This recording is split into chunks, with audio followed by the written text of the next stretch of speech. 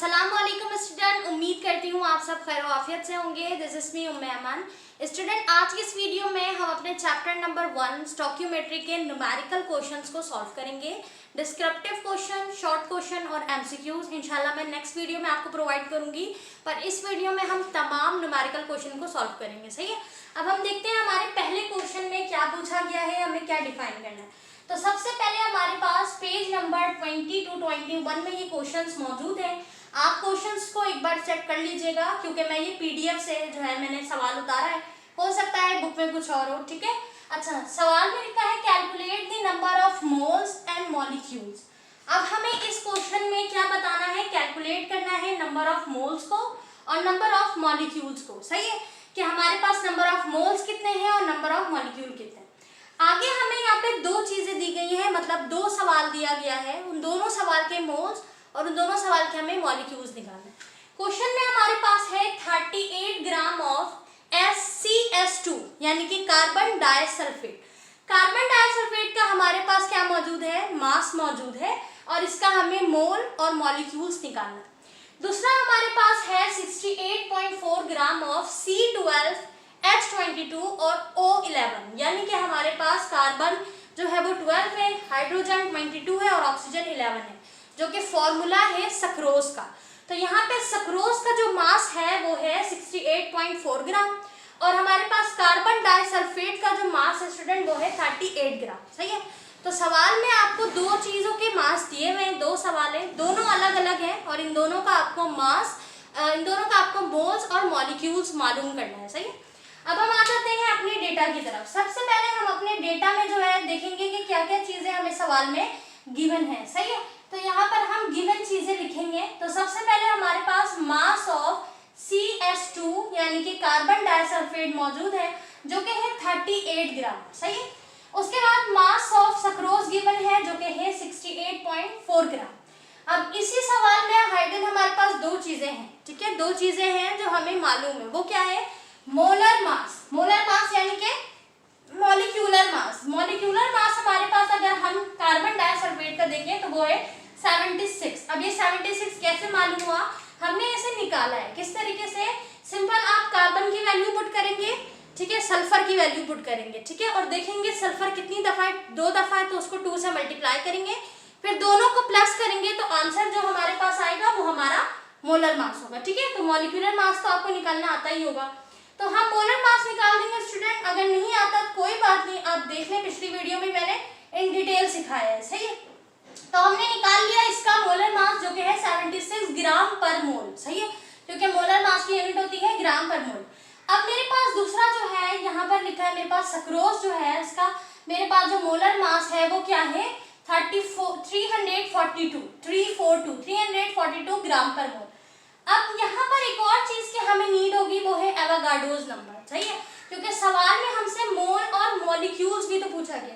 जब भी number of atoms हो या नंबर ऑफ मॉलिक्यूल्स हो, इसका मतलब नंबर्स ऑफ पार्टिकल पूछा गया है, जिसे हम कैपिटल N से डिनोट करते हैं। ठीक है, हम जब एवोगाड्रोस नंबर का टॉपिक समझ रहे थे तब हमने इन डिटेल डिस्कस किया था कि नंबर ऑफ पार्टिकल्स का फॉर्मूला क्या है, इसे डिनोट किससे करते हैं। सही है, तो यानी कि नंबर ऑफ मोल्स पूछा गया है, मतलब नंबर ऑफ पार्टिकल पूछा गया है। सही है, तो यहाँ पर मेरे पास एवोगाड्रोस नंबर का होना भी जरूरी है। एवोगाड्रोस नंबर जो है वो बिल्कुल हमारे पास कॉन्सेप्ट से चेंज नहीं हो सकता, बिल्कुल ये यही रहेगा। तो मैंने एवोगाड्रोस नंबर को हम डिनोट करते हैं कैपिटल N और कैपिटल A के साथ। तो मैंने एवोगाड्रोस नंबर भी लिख दिया जो कि है 6.02 × 10⁻23। सही है, तो गिवन डेटा में जो जो चीजें मुझे पता थी, यहाँ पर गिवन थी या हाइट थी, सब मैंने लिख दिया।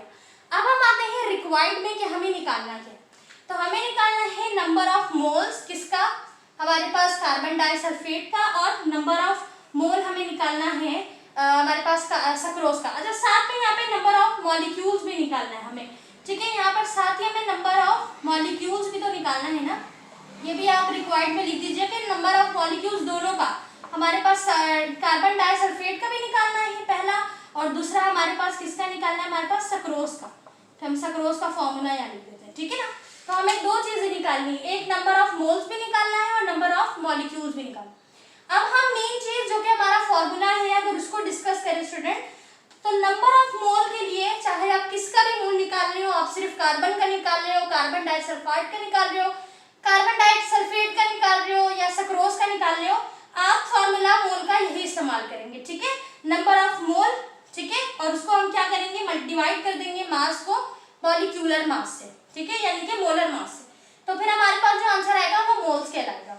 लेकिन अगर हम बात करें नंबर ऑफ मॉलिक्यूल्स की यानी नंबर ऑफ पार्टिकल्स की, इसे हम कैपिटल एन से डिनोट करते हैं, तो हम एवोगाड्रोस नंबर को मल्टीप्लाई कर देंगे मोल के साथ, तो जो आंसर आएगा वो नंबर ऑफ मॉलिक्यूल्स होगा या नंबर ऑफ पार्टिकल्स, सही है। अच्छा, तो इसलिए पहले हम मोल्स को निकालेंगे, उसके बाद मॉलिक्यूल्स को निकालेंगे, क्योंकि हमें नंबर ऑफ मॉलिक्यूल्स के फॉर्मूले में मोल का मालूम होना लाजमन है, सही है। तो सबसे पहले अगर हम बात करें मोल की, तो पहले मैं निकालूंगी, मैंने यहाँ नंबर 1 लिख दिया है, हम पहले ये वाला सवाल कर रहे हैं कार्बन डाइसल्फेट को, फिर हम सक्रोज को करें, तो मैंने लिखा है नंबर 1, उसके बाद हम मालूम क्या करें, नंबर ऑफ मोल्स मालूम कर रहे हैं, किसका, कार्बन डाइसल्फेट का। तो जब इस तरीके के क्वेश्चन हो तो आप साथ साथ उसको शो करेंगे, लिखेंगे कि हम यहाँ पर जो है वो किसका पहले निकाल रहे हैं, क्या निकाल रहे हैं, ताकि चेकर को सारी चीजें वाजे हो जाए। तो हम यहाँ नंबर ऑफ मोल्स मालूम कर रहे हैं CS2 का यानी कार्बन डाइसल्फेट का, तो नंबर ऑफ मोल का फॉर्मूला लिख दिया मैंने, ठीक है, number of mole mass divided by molecular mass. Mass हमारे पास सवाल में गिवन था, मैंने लिख दिया 38, सही है, सवाल में गिवन है। मोलर मास हम पहले ही निकाल चुके हैं, अगर आपने पहले नहीं निकाला बाद में करना है, लेकिन हमने पहले निकाल लिया था, जो कि हमारे पास है 76। मोलर मास हमने पुट कर दिया 76, दोनों को डिवाइड करवाया, आंसर आया 0.5। 0.5 हमारा क्या है, मोल्स है, किसका मोल है हमारे पास, CS2 का, ठीक है। तो आप यहाँ मेंशन कर सकते हैं कि 0.5 is the mole of CS2। उसके बाद लिखा है हमारे पास नंबर ऑफ मॉलिक्यूल्स। अब हमने नंबर ऑफ मोल्स मालूम कर लिया, अब इसका मोल्स मालूम किया तो पहले इसी का मॉलिक्यूल्स मालूम करेंगे, फिर दूसरे वाले में जाएंगे, सही है।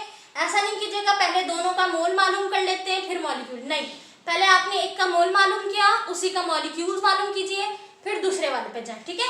तो अब हम नंबर ऑफ मॉलिक्यूल्स को अगर निकालें तो हमने सबसे पहले इसका फॉर्मूला डाल दिया स्टूडेंट कि नंबर ऑफ पार्टिकल जो है वो कैसे मालूम होगा, Avogadro's number multiply by moles, ठीक है। एवोगाड्रोस नंबर की जगह आपने इसकी वैल्यू पुट कर दी, मल्टीप्लाई कर दिया मोल से, जो कि अभी हमने निकाला था 0.5, दोनों को मल्टीप्लाई किया, आंसर हमारा आ गया 3.01 इंटू 10 की पावर 23। नीचे हमने मेंशन कर दिया number of moles in carbon disulphide 0.5 and number of molecule in carbon disulphide is 3.01 into 10 की पावर 23, ठीक है ना। तो एक दफा हम दूसरे क्वेश्चन को सॉल्व करने से पहले रिपीट कर लेते हैं। सबसे पहले हमने डेटा बनाया, डेटा में जो जो चीजें गिवन थी हमने लिख दिया कि हमारे पास मास गिवन था कार्बन डाइसल्फेट का, सक्रोज का। मोलर मास हमने खुद निकाला है, गिवन नहीं है, ठीक है। मोलर मास किस तरीके से निकाला हमने, हमारे पास जो भी एटम या हमारे पास मॉलिक्यूल मौजूद है हम उसको क्या करेंगे, उनके एटॉमिक मास को आपस में ऐड करवा देंगे, तो मॉलिक्यूलर मास या मोलर मास हमारे पास आ जाएगा। उसके बाद एवोगाड्रोस नंबर की जरूरत पड़ेगी हमें, क्योंकि हम नंबर ऑफ पार्टिकल निकालने हैं। एवोगाड्रोस नंबर कांस्टेंट है हमारे पास, बिल्कुल फिक्स्ड है, हमने एवोगाड्रोस नंबर लिख दिया। उसके बाद रिक्वायरमेंट लिखी कि रिक्वायर्ड क्या है, हमें नंबर ऑफ मॉलिक्यूल्स निकालना है और नंबर ऑफ मोल निकालना है। नंबर ऑफ मोल हम निकालेंगे सबसे पहले, उसके बाद ही मॉलिक्यूल्स निकाल सकेंगे। फॉर्मूला आपने पुट करना है, सबसे पहले नंबर 1 क्वेश्चन हमने उठाया, फॉर्मूला हमने फॉर्मूले के मुताबिक अपनी वैल्यूज को पुट किया और फिर हमारा आंसर आ गया। नीचे आपने मेंशन भी करना है कि नंबर ऑफ मोल्स कितना आया है और नंबर ऑफ मॉलिक्यूल्स कितना है, चाहे तो पहले मेंशन कर दें या दोनों का एंड में साथ मेंशन कर दें, ठीक है। अब हम इसी क्वेश्चन का पार्ट 2 जो है, मतलब दूसरा क्वेश्चन जो है उसे सॉल्व करते हैं। तो हमारे पास लिखा है number of moles of sucrose, यानी कि कार्बन 12, हाइड्रोजन 22, ऑक्सीजन 11, ये फॉर्मूला है किसका, सक्रोज का। तो सिंपल हमने सबसे पहले मोल निकालना है, मोल का फॉर्मूला लगा दिया, मास की जगह मास लिख दिया, ठीक है। हमने पहले डेटा में लिखा हुआ है कि मास ऑफ सक्रोज है हमारे पास 68.4 ग्राम, तो मैंने लिख दिया 68.4, सही है। उसके बाद डिवाइड करेंगे मोलर मास से, जो कि मेरे पास है 342, ठीक है। ये रहा, हमने मोलर मास निकाला था 342, तो 342 इसका मोलर मास, इन दोनों को डिवाइड करेंगे, आंसर आ गया हमारे पास 0.2, जो कि इसका मोल है, सही है। अच्छा, मोल किसका है, ये हमारे पास सक्रोज का। उसके बाद हम निकालेंगे मॉलिक्यूल्स को, मोल आ गया है, सिंपल फॉर्मूला लगाया, number of particle Avogadro's number multiply by moles. Avogadro's number की वैल्यू होगी 6.02 इंटू 10 की पावर 23। ठीक है, ये वैल्यू लिखी, मल्टीप्लाई करेंगे, जो मोल आंसर में आया उस मोल को पुट करेंगे, दोनों को मल्टीप्लाई कर देंगे, जो आंसर आएगा वो हमारा नंबर ऑफ पार्टिकल्स होगा, यानी कि नंबर ऑफ मॉलिक्यूल्स होगा। ठीक है, तो हम नीचे लिख देंगे number of moles in sucrose is 0.2 और इनको मल्टीप्लाई करके जो आंसर आया है 1.204 इंटू 10 की पावर 24, जो कि हमारा नंबर ऑफ मॉलिक्यूल्स है। ठीक है, अच्छा, अब यहाँ पर एक छोटी सी चीज है जो आपको बताना जरूरी है, वो ये है कि आपकी बुक में साथ में क्वेश्चन के आंसर भी गिवन है कि इस क्वेश्चन का आंसर क्या आएगा। तो यहाँ पर पहले वाले में तो सेम एज इट इज यही आंसर है बुक में, दूसरे वाले क्वेश्चन में आपका आंसर जो है ना वो क्या आ रहा है, आई थिंक 1.19 और समथिंग आ रहा है। ठीक है, क्यों? क्योंकि इसका मोल हमारे पास 0.2 नहीं है, बुक के अकॉर्डिंग हमारे पास इसका मोल आएगा 1.999। ठीक है, तो अगर मैं यहाँ पे लिखूँ 1.99 और इसको जो है मल्टीप्लाई करवा दूं तो आंसर मेरा बिल्कुल बुक के अकॉर्डिंग आएगा। सही है, अब ऐसा क्यों हो रहा है? ऐसा इसलिए हो रहा है, अगर आप 68.4 लिखकर डिवाइड करेंगे तो आंसर आपका बुक वाला नहीं आएगा, ये आंसर आएगा। सही है, लेकिन अगर आप 4 को हटा देंगे, जस्ट आप लिखेंगे 68 डिवाइडेड बाय 2342, तो फिर आपका आंसर आएगा 1.99 मोल। सही है, फिर आप इसको मल्टीप्लाई करेंगे तो बुक वाला आंसर आएगा 1.19 और समथिंग। सही है, लेकिन यहाँ पर जब हमारे क्वेश्चन में 68.4 गिवन है तो मैं आपको यही सजेस्ट करूंगी कि आप 68.4 ही पुट करें। ठीक है, उसके बाद सॉल्व करें तो आपका आंसर इसके अकॉर्डिंग आएगा। सही है, पर आप इसको लिखें या उसको लिखें ज्यादा फर्क नहीं है, आंसर तकरीबन सेम ही है, तो उससे नंबर डिडक्ट आपके नहीं होंगे। सही है, तो हमने क्वेश्चन नंबर 1 को सॉल्व कर लिया। क्वेश्चन नंबर 1 में हमसे मोल और मॉलिक्यूल्स पूछा गया था। सही है, अब हम नेक्स्ट क्वेश्चन को सॉल्व करते हैं। स्टूडेंट, अब हम सॉल्व करते हैं न्यूमेरिकल क्वेश्चन नंबर 2 को। ठीक है, तो क्वेश्चन नंबर 2 हमसे पूछा गया है। अच्छा, यहाँ पर क्वेश्चन जो है मैंने नहीं लिखा है, नीचे लिखा है, मतलब ऊपर आपको सिंपल ये बताया गया है कि हमारे पास जब इमोनियम क्लोराइड जो है जब रिएक्ट करेगा किसके साथ, कैल्शियम हाइड्रोक्साइड के साथ, हीट होगा। ठीक है, हमारे रिएक्शन में यहाँ पे क्या हो रहा है, हीट हो रहा है। कौन कौन हीट हो रहा है? हमारे पास इमोनियम क्लोराइड, साथ हीट होगा कैल्शियम हाइड्रोक्साइड के, तो हमें प्रोड्यूस करेगा एज अ रिजल्ट में इमोनिया गैस और साथ में कैल्शियम क्लोराइड। ठीक है, अब हम देखते हैं हमारे सवाल में क्या चीज पूछी गई है अकॉर्डिंग टू दीज रिएक्शन। तो सबसे पहले तो आप रिएक्शन को क्या कर देंगे, बैलेंस कर देंगे। रिएक्शन अगर बैलेंस है तो ठीक है, बैलेंस नहीं है तो आप पहले उसको बैलेंस कर दें। बैलेंस करने के बाद अपने सवाल को देखें कि सवाल में क्या चीजें गिवन है और क्या चीजें पूछी गई हैं। सही है, तो हम देखते हैं सवाल को लिखा है, इफ अ मिक्सचर, एक मिक्सचर जो कि कंटेन कर रहा है 100 gram of each of these solid. अब यहाँ पे लिखा हुआ है 100 gram of each of these solid. सही है, अब ये नहीं पता हमें कि ये 100 जो है ये NH4Cl यानी कि इमोनियम क्लोराइड का है या फिर कैल्शियम हाइड्रोक्साइड का है, तो हम इसे कैसे समझेंगे? देखिए यहाँ पर लिखा है each of these, each of these मतलब इन दोनों का। ठीक है ना, अगर हम देखें एक का, तो हमारे पास इमोनियम क्लोराइड का हो गया 100 ग्राम, उसके साथ साथ हमारे पास जो हमारी दूसरी चीज है यानी कि कैल्शियम हाइड्रोक्साइड, इसका भी हमारे पास मास क्या है, 100, क्योंकि यहाँ ईच का वर्ड इस्तेमाल किया है, मतलब एक के लिए, और दीज मतलब दोनों। ठीक है, अगर दीज नहीं होता तो सिर्फ एक के लिए होता, लेकिन दीज लगा हुआ है, इसका मतलब ये दोनों के लिए। तो इस तरीके के सवाल थोड़े से ट्रिकी होते हैं, ताकि जो है ना स्टूडेंट कंफ्यूज हो जाए कि ये एटॉमिक मास है किसका, यानी कि ये आप कह लें कि मास किसका है। तो ये मास हमारे पास 100 ग्राम दोनों का है, क्योंकि यहाँ पे लिखा है ईच ऑफ दीज सॉलिड, दोनों के। अच्छा, आगे लिखा है इज हीटेड, अब ये दोनों चुके हीट हो रहे हैं, यहाँ पे मैंने लिखा है रिएक्शन में क्या हो रहे हैं, हीट हो रहे हैं। लिखा है डिटरमाइन, अब हमें क्या करना है, डिटरमाइन करना है, यानी बताना है द लिमिटेंट रिएक्टेंट, कि हमारा लिमिटेंट रिएक्टेंट क्या है, और हमारा मास ऑफ इमोनिया गैस यानी NH3 जो कि प्रोड्यूस हो रहा है। सही है, यहाँ पर हमें जो हमारा रिएक्शन जो हो रहा है, एक्सपेरिमेंट हो रहा है, या हम कह रहे हैं केमिकल रिएक्शन जो हमारा हो रहा है, इसमें हमें दो चीजें मिल रही हैं। एक चीज हमें मिल रही है इमोनिया गैस, दूसरी हमें कैल्शियम क्लोराइड मिल रहा है। ठीक है, लेकिन सवाल में हमसे सिर्फ इमोनिया गैस का पूछा गया है, कैल्शियम क्लोराइड का पूछा नहीं गया। सही है। तो जितना हमसे पूछा जाएगा सवाल में, हम उसके ही सवाल के अकॉर्डिंग सॉल्व करेंगे, सही है। अक्सर स्टूडेंट क्या करते हैं, एक्स्ट्रा करते हैं, इसको भी साथ सॉल्व करें, उसमें टाइम ज़्यादा कंज्यूम हो रहा है, नंबर आपको वैसे ही नहीं मिलना है। तो जो आपके सवाल में पूछा जाए उसी पर फोकस रखते हुए उसी को सॉल्व करेंगे, ठीक है। तो हमने यहाँ क्या करना है, NH3 यानी इमोनिया गैस का लिमिटिंग रिएक्टेंट मालूम करना है, साथ ही हमें क्या मालूम करना है, इसका मास मालूम करना है, ठीक है। अब देखते हैं हमारे सवाल में क्या क्या चीजें मौजूद हैं, क्या निकालना है ये तो हमें पता चल गया, रिक्वायरमेंट में हमें पता चल गया, मास ऑफ इमोनियम गैस पूछा गया है, इमोनिया गैस, और लिमिटिंग रिएक्टेंट पूछा गया है, ठीक है।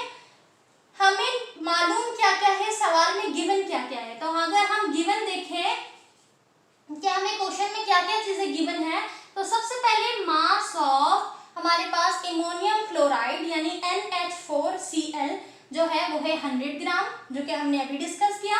Mass of calcium hydroxide given है जो कि है 100 ग्राम, ठीक है, दोनों 100 ग्राम मौजूद है। अब हम आते हैं सॉल्यूशन की तरफ, चूंकि हम लिमिटिंग रिएक्टेंट निकाल रहे हैं, और लिमिटिंग रिएक्टेंट मैंने आपको निकालना सिखाया था कि हमारे पास दो रिएक्टेंट है, ठीक है। अब इन दोनों को हम कंपेयर कर रहे हैं कि इन दोनों में से लिमिटिंग रिएक्टेंट है क्या। तो सबसे पहले हम समझें अगर लिमिटिंग रिएक्टेंट है क्या, तो हमने लिमिटिंग रिएक्टेंट के लेक्चर में ये डिस्कस किया था कि लिमिटिंग रिएक्टेंट यानी कि जो हमारे पास वैल्यू है जो कि खत्म हो जा रही है, पूरा कंज्यूम हो रही है, उसे हम लिमिटिंग रिएक्टेंट कहते हैं। जो रिएक्शन से पहले क्या हो रही है, मतलब पहली बारी में हमारे पास खत्म हो जा रही है और वो उसके अंदर इतनी सलाहियत नहीं है कि मजीद रिएक्शन करा सके, उस पर एक लिमिट आ जा रही है, तो वही हमारा लिमिटिंग रिएक्टेंट है, ठीक है। अब हम अगर यहाँ पर देखें तो इन दोनों को कंपेयर करेंगे तभी हमें पता चलेगा कि इन दोनों में से कौन सा जो हमारे पास रिएक्टेंट है वो खत्म हो रहा है, सही है। आया कि हमारे पास कैल्शियम हाइड्रोक्साइड जो है पहले खत्म हो रहा है या ये पहले खत्म हो रहा है, दोनों में से कौन सा है, इसलिए हमें पहले कंपेयर करना होगा। तो हम क्या करेंगे, पहले इस वाले के साथ अपना रिएक्शन करवाएंगे, ठीक है, फिर इस वाले के साथ। तो बिल्कुल इसी तरह मैंने क्या किया, यहाँ पर सबसे पहले लिखा अपने इमोनियम क्लोराइड को, उसके साथ रिएक्शन करवाया इमोनिया गैस को, राइट। अच्छा, अब यहाँ पर ये ना अक्सर स्टूडेंट क्या करते हैं कि बैलेंस कराते वक्त जो उन्हें मोल मिल रहा है उसे छोड़ देते हैं, सिर्फ इस वैल्यू को लिख देते हैं, सही है।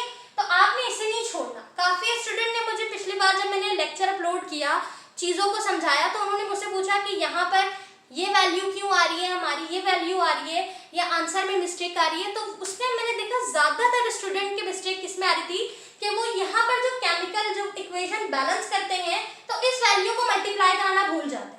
तो आप लाजमन अपने इक्वेशन के साथ लिखें ताकि आपको याद रहे कि हमने भाई इसे भी क्या करना है, मल्टीप्लाई कराना है, ठीक है। तो मैंने लिख दिया 2 मोल हमारे पास आ गया NH4Cl यानी कि इमोनियम क्लोराइड, जो कि बना रहा है, रिएक्ट कर रहा है, और रिएक्ट करने के बाद हमें प्रोड्यूस कर रहा है इमोनिया गैस।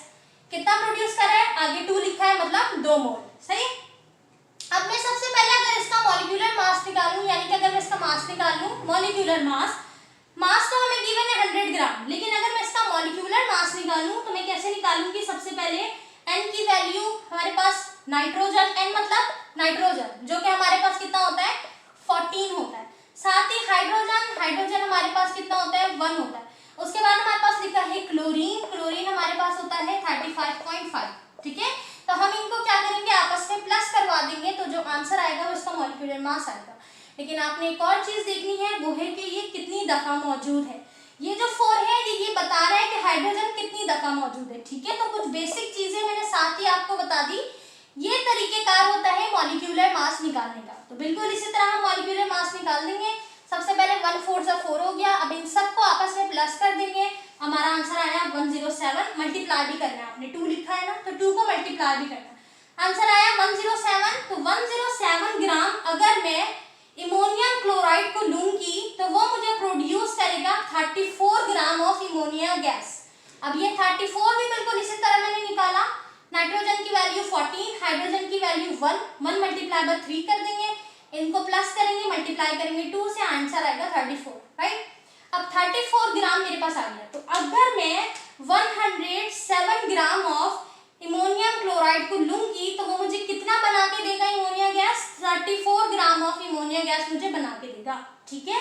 लेकिन अगर मैं ये कहूं कि मुझे 1 ग्राम में कितना मिलेगा, तो मैं क्या करूंगी 107 यहाँ मल्टीप्लाई में, सबसे पहले आपने इसको डिवाइड में भेजना है, तो मल्टीप्लाई है मैं इसको भेज दूंगी डिवाइड में, यहाँ पे कुछ नहीं रहा तो बचा 1। अगर मैं लूं 1 ग्राम ऑफ इमोनियम क्लोराइड तो वो मुझे प्रोड्यूस करेगा 34 divided by 107 gram of ammonia gas. ठीक है, सबसे पहले मैंने देखा 107 प्रोड्यूस करा था 34, तो मैंने चेक किया कि फिर मुझे 1 ग्राम कितना प्रोड्यूस करेगा, तो अगर मैं 1 ग्राम लूंगी तो मुझे प्रोड्यूस करेगा 34 डिवाइडेड बाय 107 ग्राम। ठीक है, अच्छा पर मेरा सवाल कह रहा है यहाँ पे 100 ग्राम का बताओ कि 100 ग्राम कितना प्रोड्यूस करेगा, तो मैं सिंपल 100 को यहाँ मल्टीप्लाई करा दूंगी।